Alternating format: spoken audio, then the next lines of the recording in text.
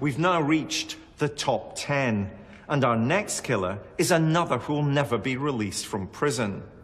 Mr. Justice Keith, sitting at the High Court in London, said of his crimes that this is one of those exceptionally rare cases where life should mean life.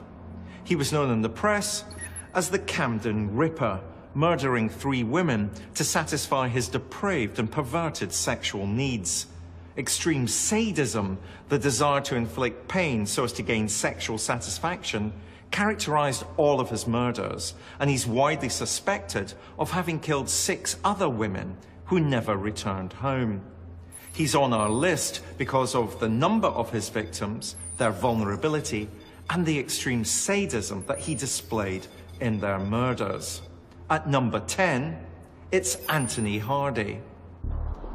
After 2 days of macabre discoveries on this North London housing estate, the police have now named the man they consider as their prime suspect. He is Anthony Hardy, an unemployed man in his 50s, who lives in the flat where this morning detectives found the dismembered torso of a woman. Whilst a corpse had been discovered at his flat, the suspected killer had gone on the run, with the police warning the public not to approach him. If you look at the nature of the crimes that have taken place, then clearly the person who's responsible for this matter must be treated with extreme caution. But as details of Hardy's crimes emerged, information on the man himself took many by surprise. He's a degree.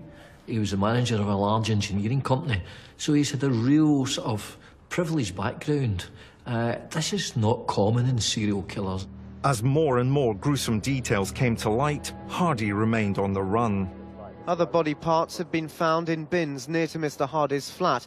The victims were a woman in her 30s and a teenage girl, but so far their identities remain a complete mystery. An individual was scavenging the bins for food and other things, and he came across human remains. It was mutilated bodies in 2 bin liners. Thought the girl and woman may have been killed up to a week ago. Police are still looking for parts of the bodies, including the heads. Dubbed the Camden Ripper by the press, every day of the investigation brought further gruesome revelations. Police also discovered a large amount of pornography in the flat, as well as knives and saws. The prosecution said he may have killed the women in order to photograph their bodies in various positions. Then, after a week escaping justice, the authorities finally caught up with him. He was arrested last night near Great Ormond Street Hospital, just a short distance from where he was caught on CCTV the night before at University College Hospital.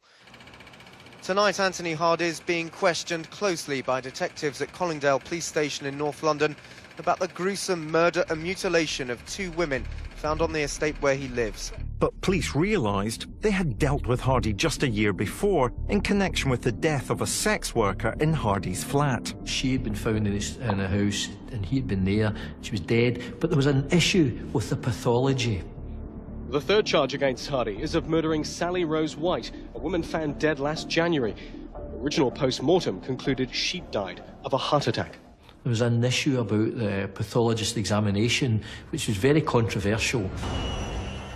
And that wasn't treated as a murder at the time.